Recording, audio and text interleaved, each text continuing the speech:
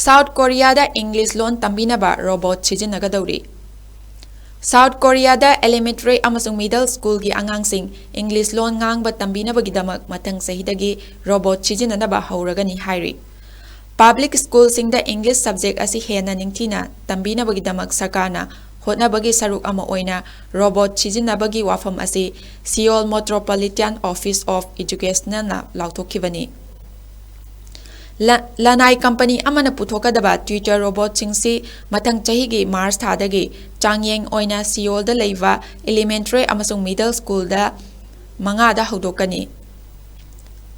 Artificial intelligence ki matengna puthokadaba robot asi restaurant singda sijinnaba robot singa managani amasung masina mahiroi singa amamamta oina English da wari sananaba ngamgani. Robot singsi classroom da assistant ozagi mawong da leigadabani hairi.